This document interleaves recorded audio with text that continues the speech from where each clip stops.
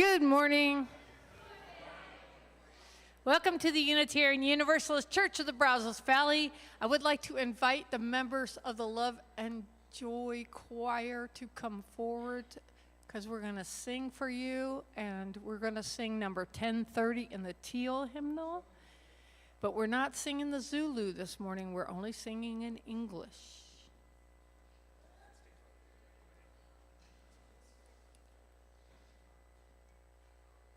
My name is Reverend Kiya, and my pronouns are she, they. And if you're new, it's okay. We're insane here, and it'll be fine.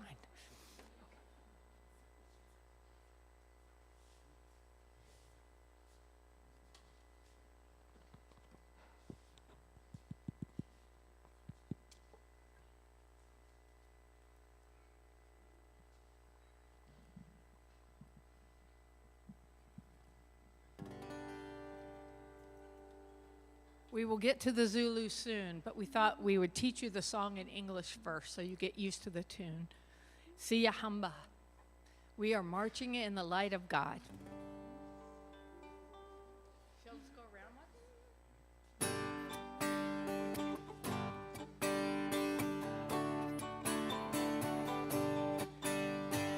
one? Marching in the light of God. We are marching in the light of God.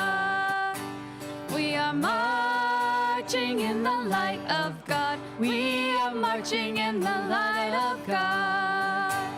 We are marching, we are marching. We are marching in the light of God. We are marching, we are marching. The light of God. We are singing. We are singing in the light of God. We are singing in the light of God. We are singing in the light of God. We are singing in the light of God. We are singing, singing, we are singing. We are singing in the light of God. We are singing, singing, we are singing. We are singing in the light of God. We are dancing.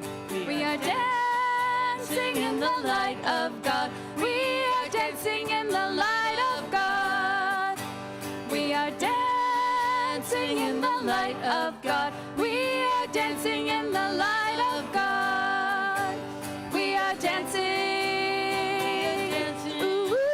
We are dancing in the light of God. We are dancing. We are dancing. We are dancing in the light of God. We are walking. We are walking in the light of God. We are walking in the light of God. We are walking in the light of God. We are walking in the light of God. We are walking. We are walking. We are walking in the light of God. We are walking. We are walking.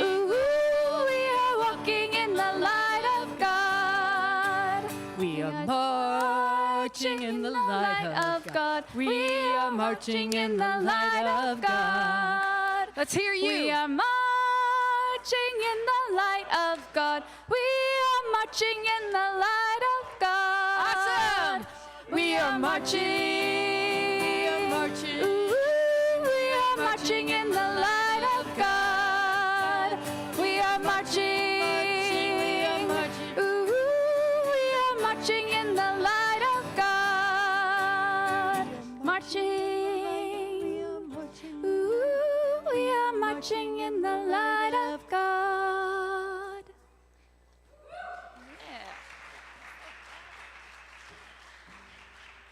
Let's hear it for the Love and Joy Choir.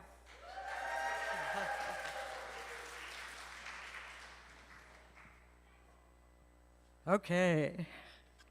Welcome to the Unitarian Universalist Church of the Brazos Valley, also known as UUCBV or Brazos UU. My name is Carolyn Clark, and it's my privilege to be your worship assistant this morning. We are a welcoming congregation. which means we celebrate and welcome all people across diversities of race, gender, sexual identities, age, ability, immigration status, and belief. We are also a congregation working for reproductive justice. So, whoever you are, wherever you have come from, and wherever you are on life's journey, you are welcome here.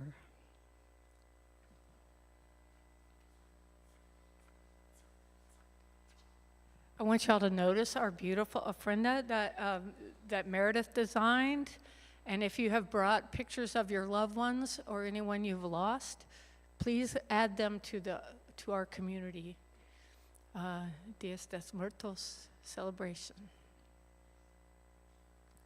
So our call to worship this morning comes from Isaiah chapter 58, verse 10. And if you spend yourselves in behalf of the hungry and satisfy the needs of the oppressed, then your light will rise in the darkness, and your gloom shall become like the noonday. Isaiah.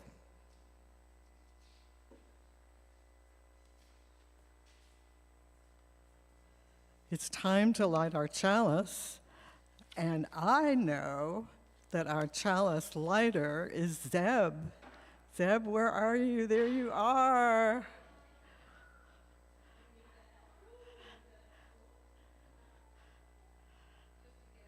Yeah, stool always helps.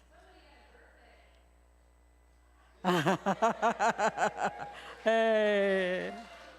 Please say the chalice lighting words together. We light the chalice, the symbol of our Unitarian Universalist faith. That symbol for all who seek justice, dignity, and compassion, and in celebration of the life of truth and meaning we share together. Let's also say our affirmation statement. Love is the spirit of this church, and service is its gift. This is our great covenant, to dwell together in peace, to seek the truth in love, and to help one another.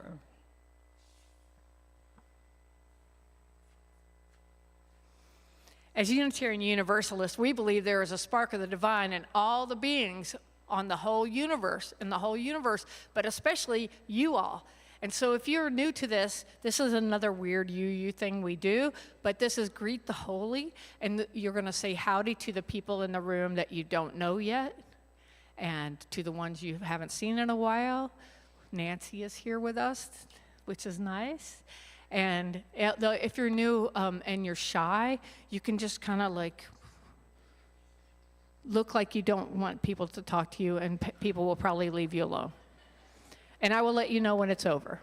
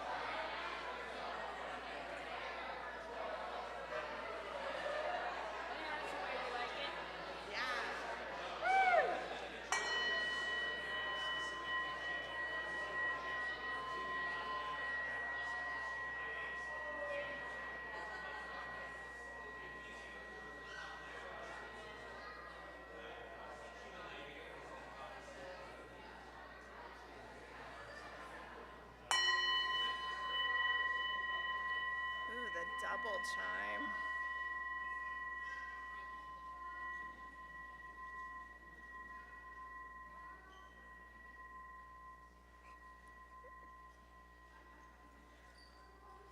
Good morning.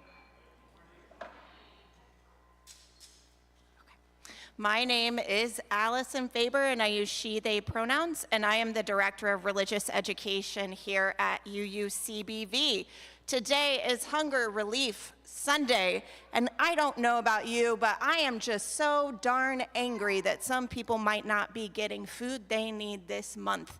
And I thought to myself, what does it feel like when you don't have the food you need in your tummy? And then I found this story called Lulu and the Hunger Monster that talks about that feeling, but also talks about what we can do if we feel that feeling. And it's by Eric Tolkien and illustrated by Cheryl Murray. With a grind and a clank, our old van slows to a stop. Mom can't start it. Monster waves from the roadside. Hi, Lulu, long time no see. When we get a ride home, Monster buckles in next to me. All Mom's money goes to fix the van. She needs it to drive to work. That means there's no money left for groceries. Mom says she doesn't think we can get help because she has a job. So we make do, and we make do. Ava runs up to me at school, her half of our twin necklaces dancing. She can't see Monster smirking, and I can't tell her. Monster made me promise never to say its name to anyone. The Hunger Monster. Tell me one of your jokes, Ava says. All I can think about is food, food, food. Why do the French eat snails? I ask. Because they don't like fast food. Ha ha ha ha ha. Ava laughs and we join our friends to play tag before the bell. Soon I have to sit. My head is spinning. My stomach is so noisy. Hunger Monster is growling. In math, Monster bounces on my table so the numbers squiggle and jiggle. Mr. Abidi turns around. Lulu, please sit still. I want to tell him it's Hunger Monster's fault, but Monster glares at me, so my mouth stays shut. During morning recess, Ava wants to play. My stomach is empty and achy, and I yell at her. She doesn't know why I'm being so grumpy. I go hide in the school garden. This year, Mr. Abidi is teaching us how to plant vegetables. Maybe there's something to eat in here. But the tomatoes are still green and hard. I kick at them. Temper, temper, Hunger Monster says. You know what you are? Hangry. Hungry and angry. I invented that. Monster beams. The bell rings and I leave Monster gloating in the weeds. I always get free school lunch, so Monster will hide this afternoon, sulking in the hallways, waiting for another chance. Hunger Monster bugs me the most before lunch in the morning, mornings like this one. I can't stop thinking about the cubbies out in the hallway stuffed full of everyone's snacks. Can I go to the restroom, please? In the hall, I reach for someone's lunchbox. Ants on a log, my favorite. I stare for a long time. Then I turn away. Hunger Monster won't make me a thief. Monster waddles off in a huff, and I make do. The next morning, Ava passes me a bag. I've got too much snack. Inside are grapes, yogurt, and cauliflower. I don't want to take it. My face feels hot. I only take the bag because Ava is my friend. Monster shrinks that day, and the next when Veronica has too much fruit salad, and the next when Manuel wants help with a spare tamal. By Friday, hunger monster's no bigger than a toy. Everyone's whispering and laughing about you, it squeaks. After that, I don't take any more snacks, not even from Ava. A few days later, Mom gives me a bag for snack time. Surprise! There's a sun butter sandwich and string cheese. I peek inside her lunch bag. Plain crackers and packets of ketchup. Looks like I should spend today with your mom, Monster says. No, I won't let you. I slip my string cheese into Mom's bag. That's cheating, Monster says. No matter, it'll be gone soon and I will be back. My shoulders slump. I can't keep standing up to this monster all by myself. At recess, I decide to talk to Mr. Abidi. Even though my stomach is full of snacks today, it still aches as I go to find him. I've never said Hunger Monster's name out loud. Even so, I have to do something for Mom and for me. Mr. Abidi is tying up the tomato plants and taking out the broken stakes, the ones I broke. As I unlatch the gate to the garden, Monster looms over me. He'll think your mom's a bad person. I almost walk away, but I can't let Hunger Monster trick me again. Ava comes up behind me and takes my hand. Lulu, today I have a joke for you. Why shouldn't you tell jokes to eggs? They might crack up. I want to smile, but I can't. I have to go talk to Mr. Abidi. Ava nods. Let me come with you.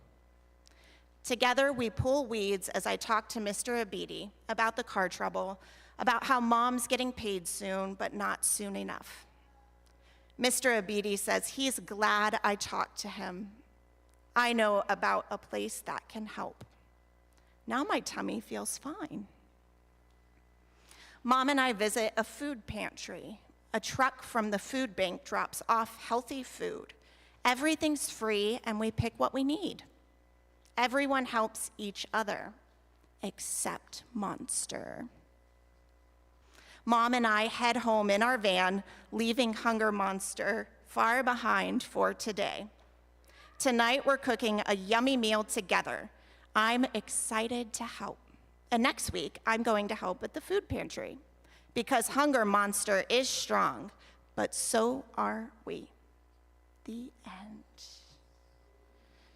Now, if any of you ever gets that feeling in your tummy that you are embarrassed, that you might not have enough to eat, you can always come talk to me, Kiya, anybody, any other adult in the church, and we will be able to help you, no problem at all.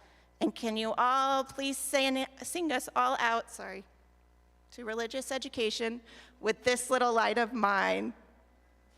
Come go with me to that land. Come go with me to that land.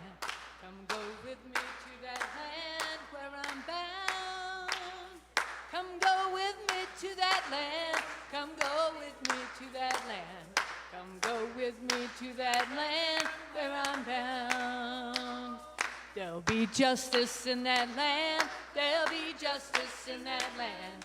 There'll be justice in that land where I'm bound. There'll be justice in that land. There'll be justice in that land. There'll be justice in that land where I'm bound. Freedom. There'll be freedom in that land. There'll be freedom in that land. There'll be freedom in that land where I'm bound. There'll be freedom in that land. There'll be freedom in that land. There'll be freedom in that land where I'm bound.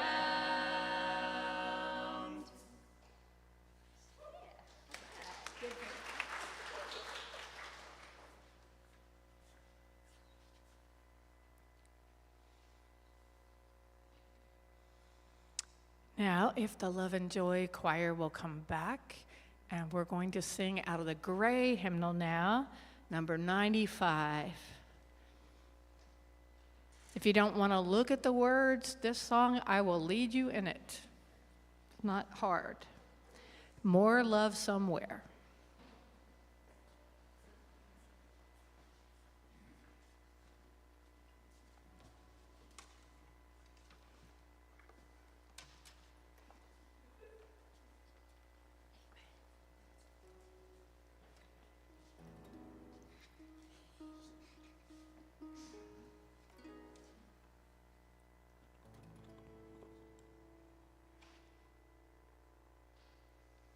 There is more love somewhere. There is more love somewhere. I'm gonna keep on till I find it. There is more love somewhere. Hope. There is more hope somewhere. There is more hope somewhere.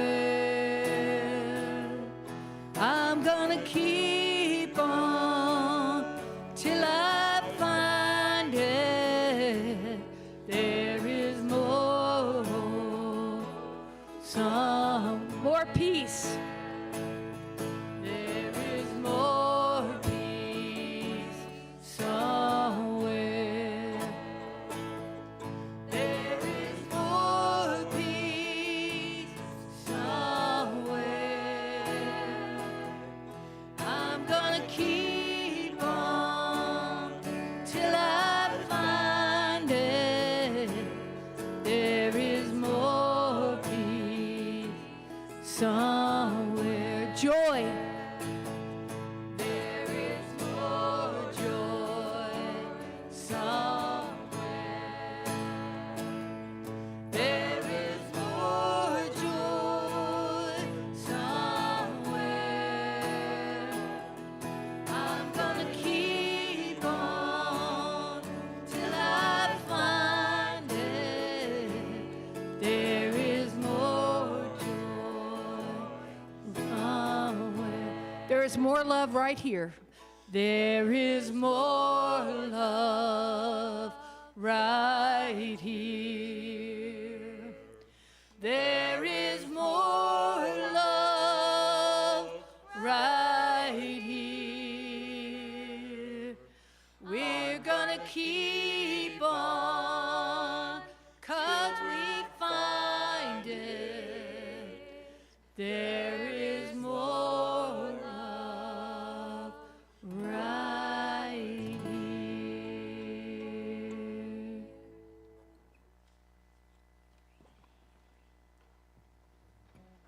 The Love and Joy Choir.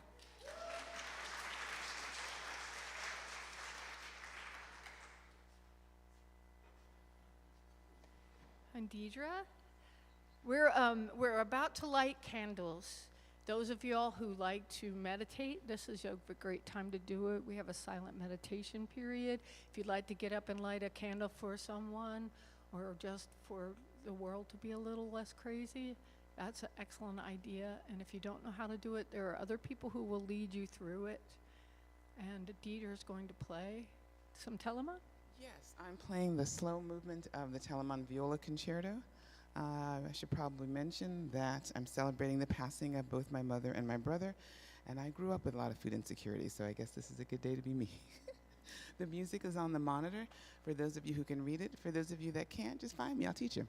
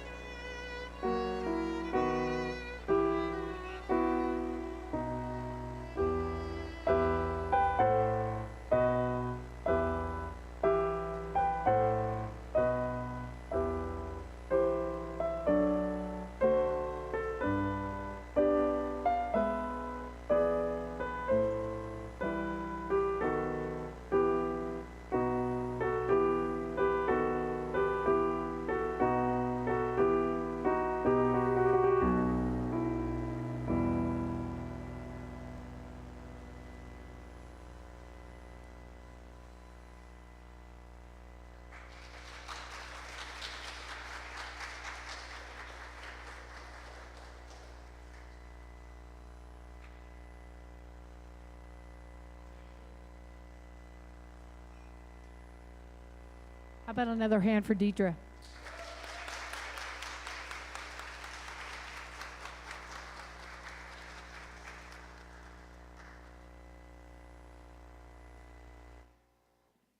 Don't you think that's so beautiful? It's so beautiful.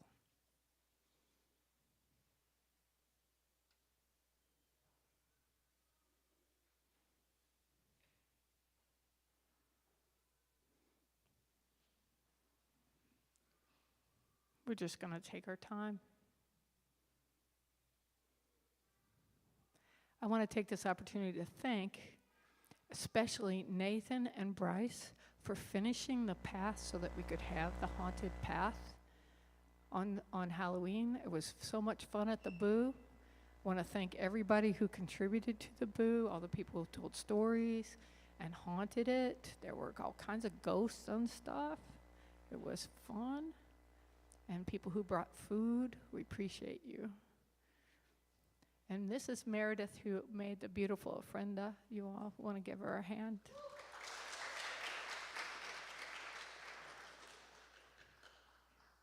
The quilt was raffled and raised quite a bit of money for the church, which is wonderful. And I think Ivy won. Who else won? Somebody else won? I'm not sure. Ah, excellent.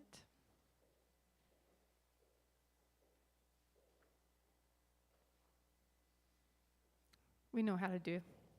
I want to thank Maggie for the beautiful flowers. A lot of people make this place go. Thank for everybody who's working their Sunday shifts to be greeters and to bring food. Teddy was in there in the kitchen this morning doing his thing. It was awesome.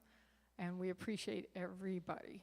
And everybody can help out. If you're looking for things to do, just talk to me or Allison. We've always got something for you to do.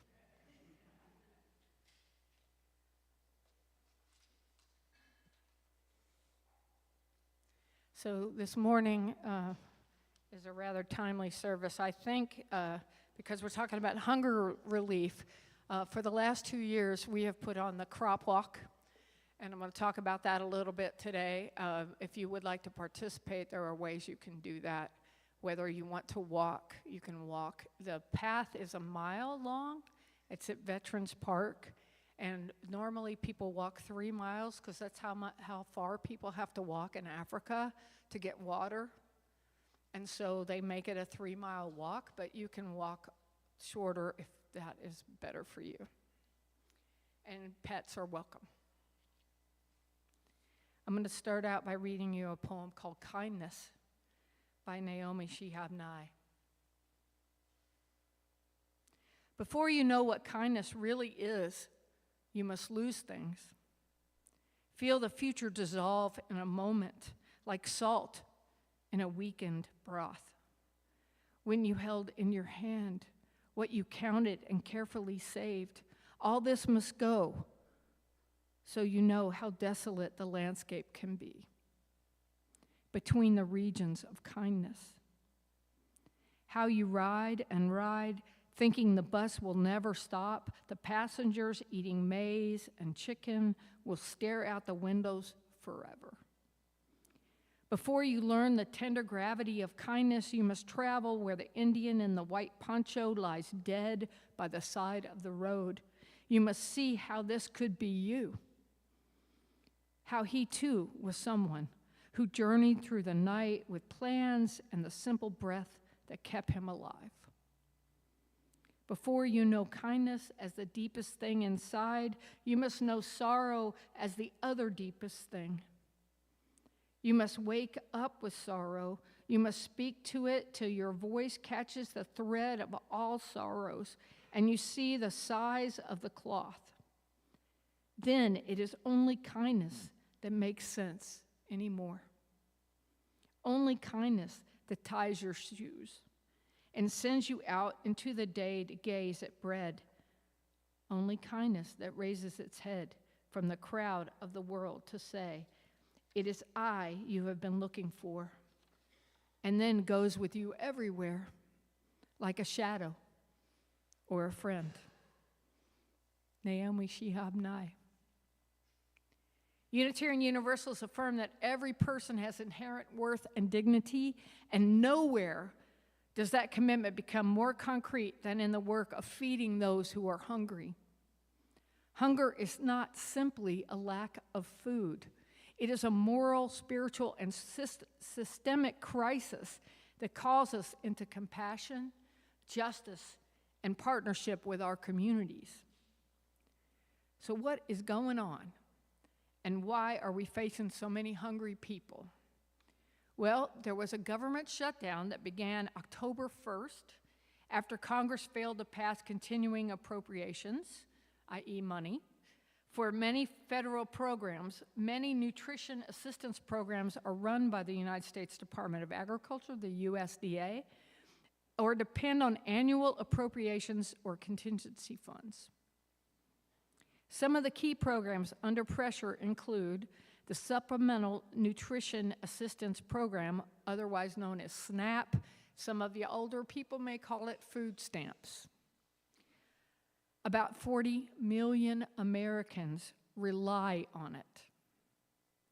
Some of the key programs also are the WIC program, the Special Supplement Nutrition Program for Women, Infants, and Children.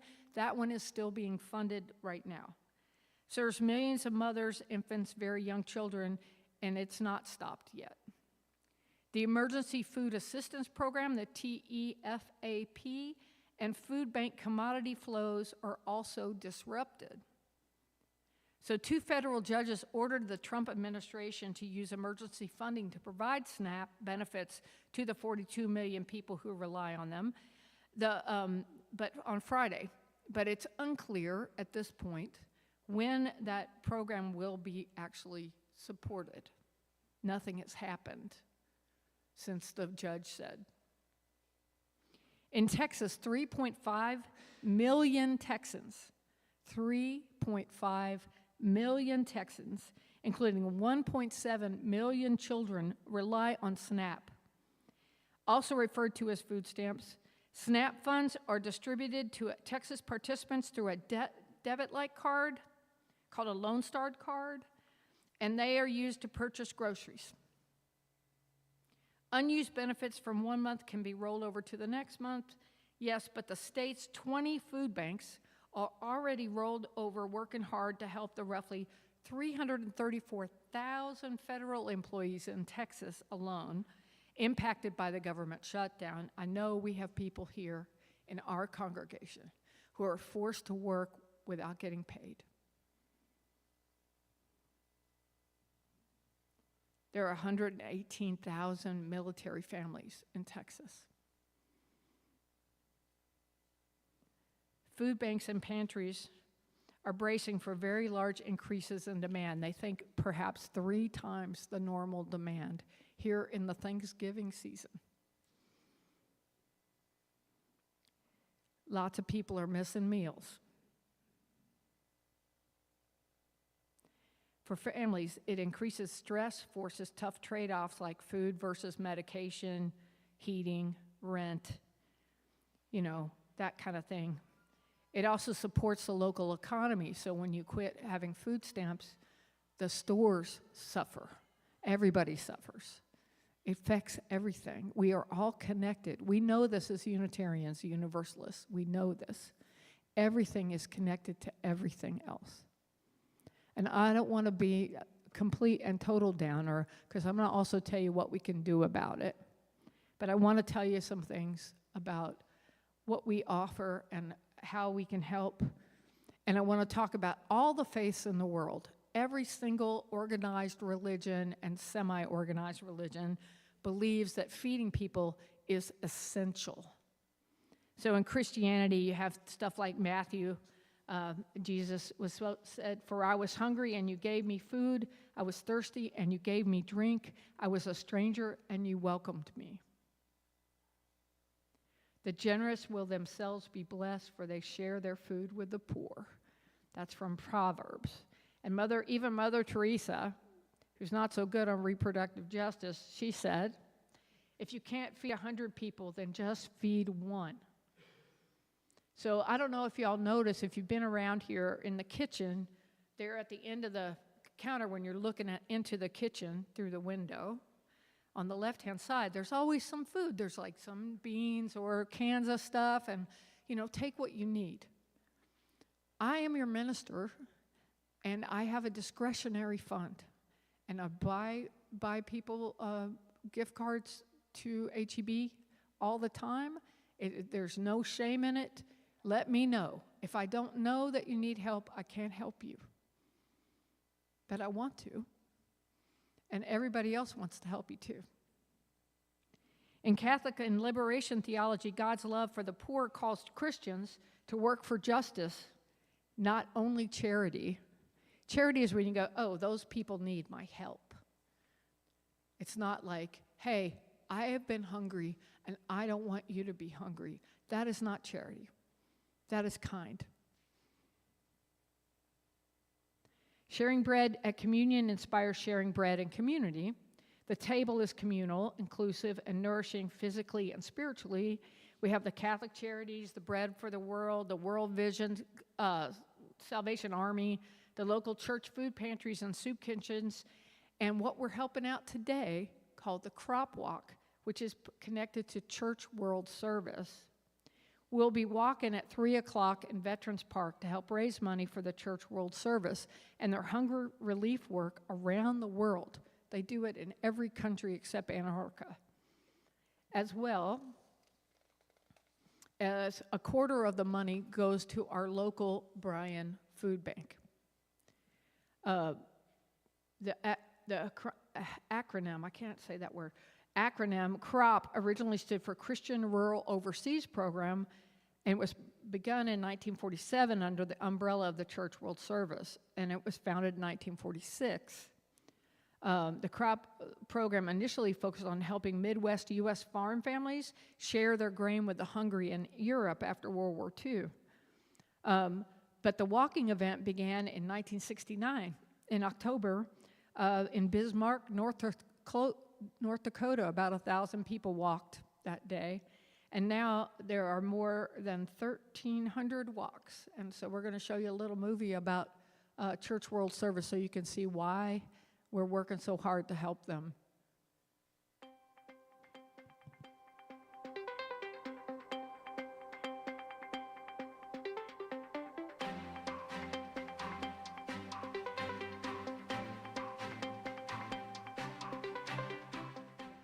Church World Service was born in the wake of the devastation of World War II.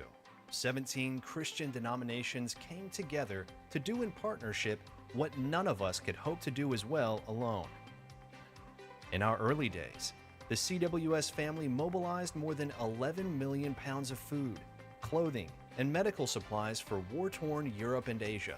In the United States, we began to welcome refugees who were looking to start new lives in safety. Over the decades, the specifics of our programs have shifted and evolved.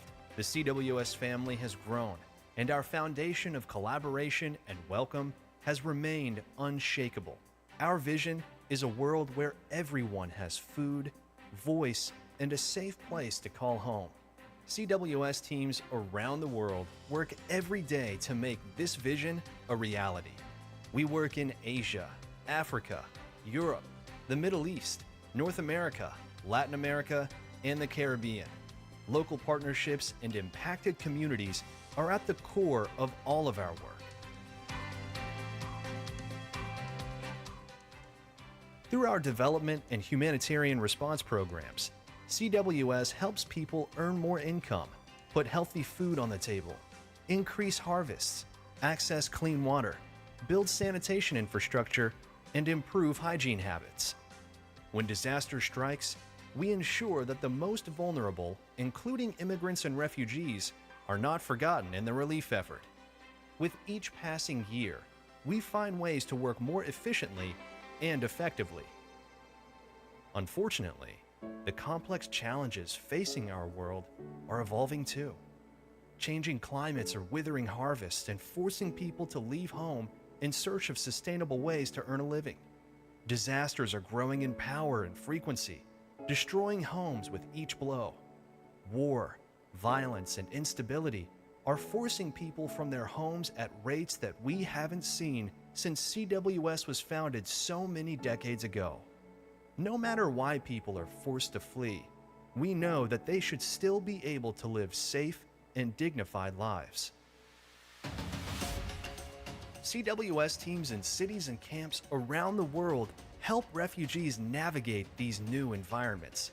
Through CWS programs, refugees are earning incomes, continuing their education, caring for their mental health after trauma, and accessing legal and medical services. CWS is a vital part of the United States Refugee Admissions Program. The CWS-operated Resettlement Support Center Africa has helped more than 300,000 refugees from across sub-Saharan Africa prepare for resettlement in the United States. And when refugees and asylum seekers from around the world arrive in the U.S., CWS helps welcome them across the country. Through partnership with local communities, border shelters, congregations, and our affiliate network, we ensure that each arriving family can access the services that they need to thrive and become valued members of their new communities. Meanwhile, in the halls of the U.S. Capitol and in cities and towns across the country, we're lifting refugee and immigrant voices as we call for inclusive and supportive policies. Here at CWS, the principles of welcome, collaboration, and dignity have spanned the decades and wrapped around the globe. We have seen over and over again that we are stronger when we stand together. Every single person has gifts and skills to help. Welcome to the movement. We're glad you're here.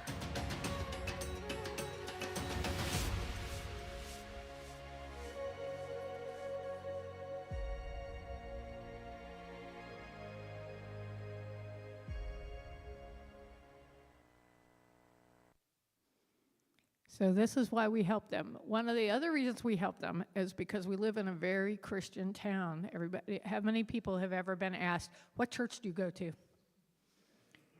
Okay, this is an opportunity for us to demonstrate to the other churches who will also be walking today that we care about people too. And sometimes they forget and start going, well, you know, as Christians, we do this. And I was like, well, Christians aren't the only people who feed the hungry. I would just like to tell you, just what they say from a bunch of different faiths here. Like in Islam, Muhammad says, he's not a believer whose stomach is filled while the neighbor to his side goes hungry. In the Quran, it says, it is not righteousness that you turn your faces toward east or the west. But true righteousness is to feed the needy, the orphan, the captive, and to give charity for the love of God. Rumi, who we'll talk about next week, feed the hungry, give water to the thirsty, love the stranger. These are the fruits of the soul. In the Talmud, it says, whoever saves a life, it is considered as if he saved an entire world.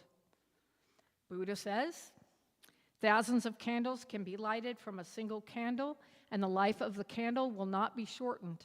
Happiness never decreases by being shared. In the Dharmapada, it says, those who are generous, who give alms, live a blessed life and are freed from suffering. In Hinduism, it says, the one who eats what is left over from sacrifices and give to the hungry lives without sin. He who feeds the poor and the helpless without selfish motives is beloved of the gods.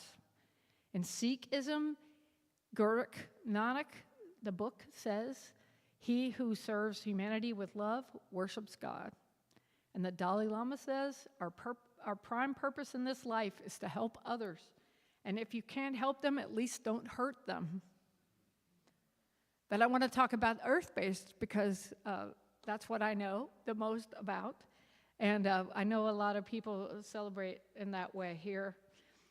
In Wicca and many earth-based paths, the earth is not a resource, but a living goddess. And food is seen as a sacred gift. The earth provides, and we must share.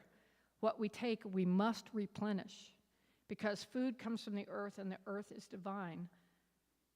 Hoarding is a spiritual imbalanced act, and sharing food honors the earth.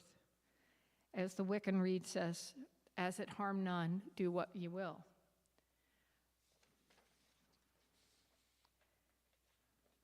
Feasting is sacred. And we almost always have a harvest feast, as we just had on Friday for the Samhain. And first fruits are offered to the earth and deities, sharing meals in circle as a spiritual practice. And no one should be left out. Drawn in part from Celtic and Norse customs, guests and strangers must be fed before questioned. You notice that when we train the greeters, we say, like, don't ask people how much money they make or what they do for a living. Just like let them come and enjoy some breakfast and get to know us before they decide whether they're going to hang out. A wound in the web of life that must be healed. That's what hunger is. It's an imbalance. We need reciprocity, shared abundance, feeding community and ancestors, ceremonial meals honoring all beings, and taking only what one needs. Hunger anywhere is an imbalance everywhere. So the reality of hunger in our region, I put together a list of all the local official food pantries. I know there's more. My advice is that you call 211 and you say what you need, and they will tell you what they have the most up-to-date information. Liz runs that at United Way, and you can ask Liz about it. You can call 211 and say, hey, I'm homeless, I need help.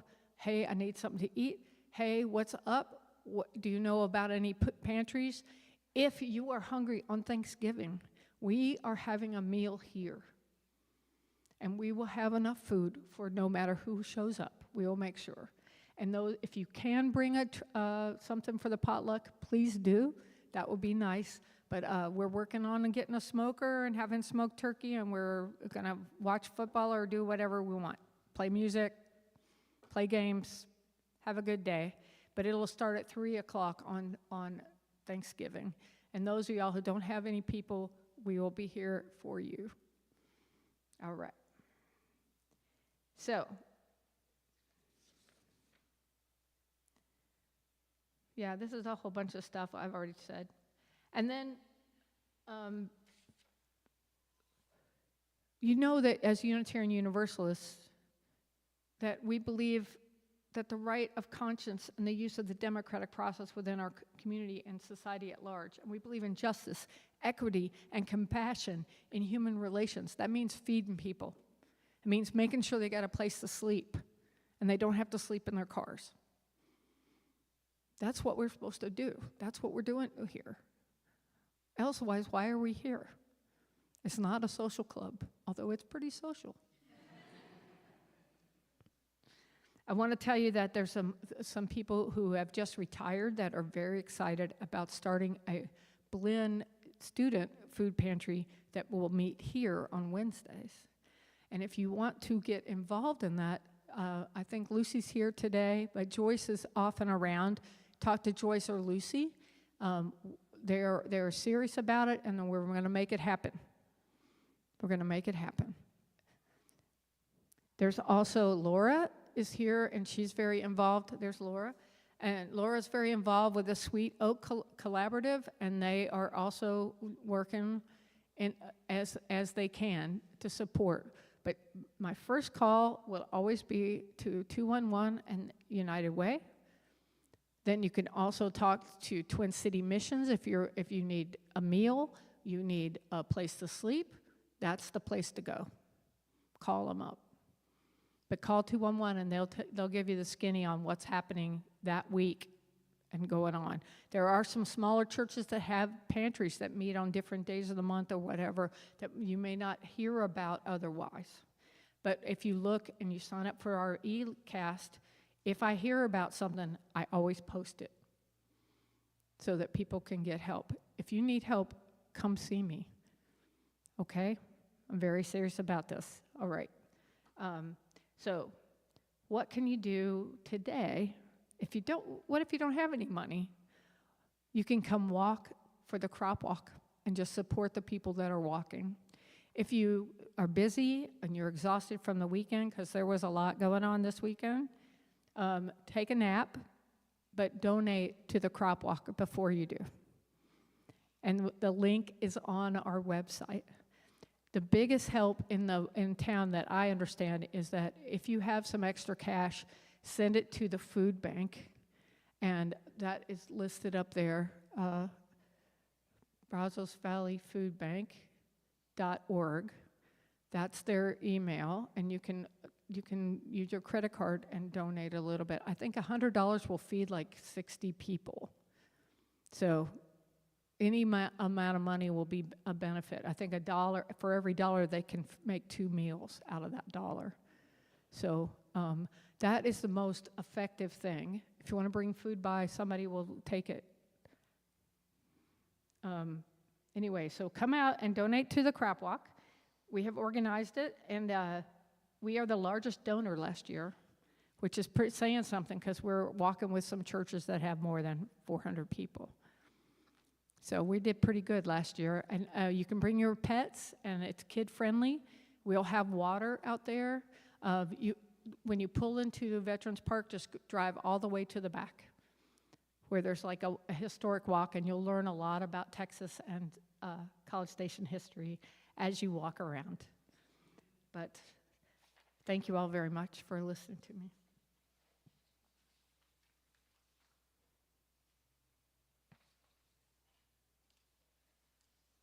And now, Ivy, you're going to play. I'm going to bring you the mic, and we're going to take up an offering. I think Laura's taking it up.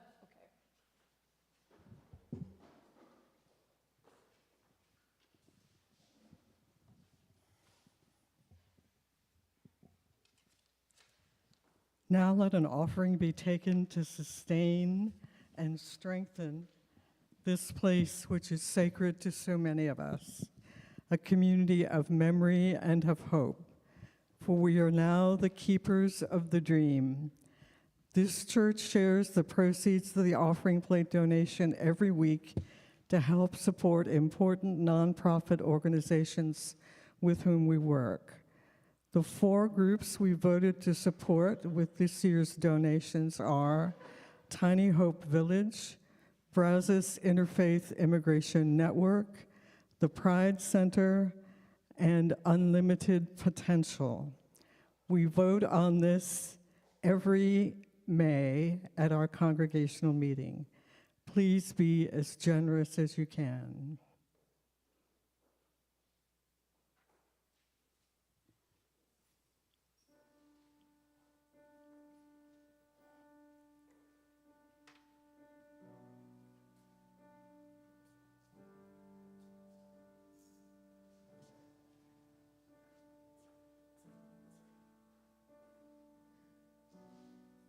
Say something, I'm giving up on you.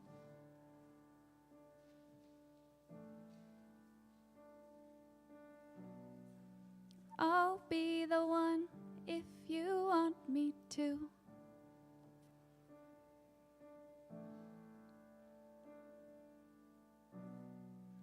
Anywhere I would have followed you.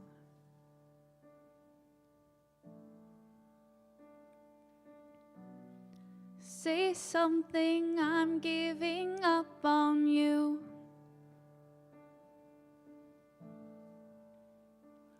And I am feeling so small. It was over my head. I know nothing at all. And I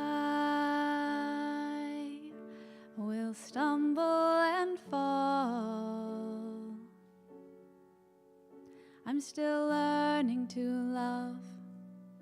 I'm just starting to crawl.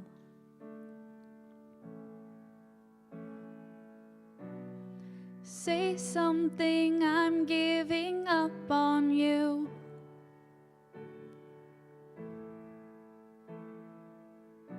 And I'm sorry that I couldn't get to you.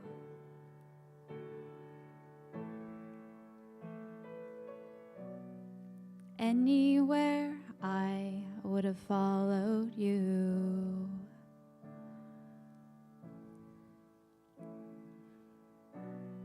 Say something, I'm giving up on you.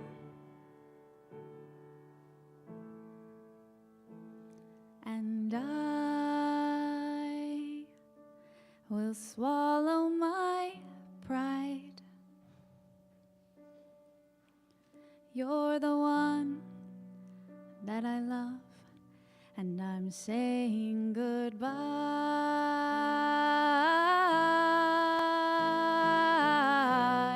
Say something, I'm giving up on you.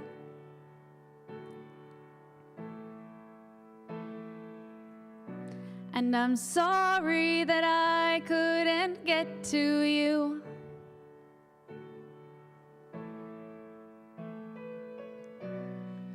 Anywhere I would have followed you. Oh, say something, I'm giving up on you.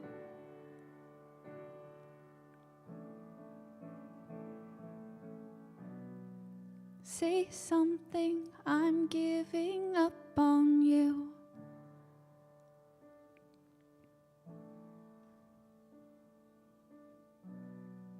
Say something.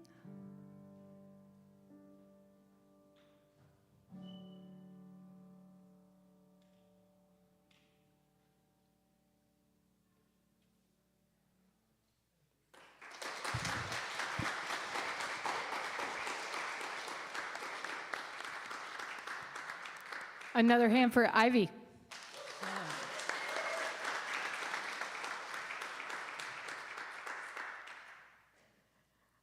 A P.S. to Kiya's sermon is to remind you that the Croc Walk is this afternoon at 3 p.m. at Veterans Park. My memories of doing this, and we have done it for years and years from this church, is all the dogs that get brought to do the walk. So it's a really fun, encouraging, and inspirational experience. We have a new art show, medium new, it's been up for a while, called Flights of Fancy, which will run until the beginning of December. The show features illustrations from Kathy Apel's books, and it's a real joy. So take your cup of coffee and stroll the hall and take in those beautiful, beautiful pictures. The UUWF, our Women's Association, will have a meeting every third Sunday with a potluck and occasional speakers. We welcome anybody who would like to join us.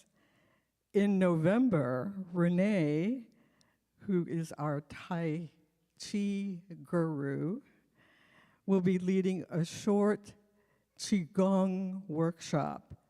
We will all be sitting down and exercising, which is a lot of fun. The annual Trans Day of Remembrance, there's always a very, very moving ceremony, will be held here November 20th at 6:30 p.m. I really urge you to come to this.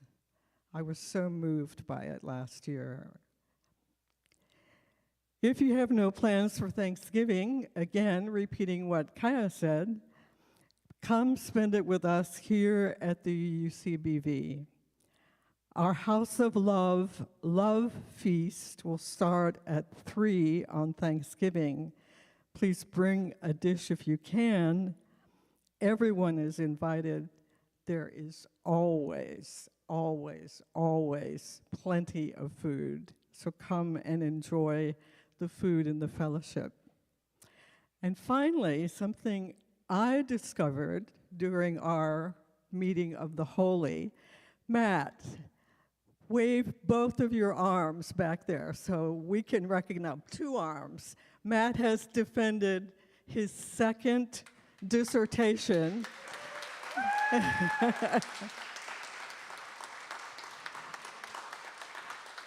Matt, you must call him Dr. Doctor. His first doctorate is in veterinary medicine. His second is a PhD, which will enable him to do research on all God's living things. So we are so proud of you, Matt, and we wish you all the best in this new career. And we hope you get a wonderful job, and it'd be great if you could get it here so we could continue to see you. Okay, we need to extinguish the chalice. So Kiya will do that as we say, we extinguish this flame, but not the light of truth, the warmth of community, or the fire of commitment. These we carry in our hearts until we gather together again. Please sing with me if you choose to. Remember the way of the wind and breathe and blow. Remember the way of the fire and sparkle and glitter and glow. Remember the way of the water and ebb and flow. Remember the way of the earth and grow. Go in peace.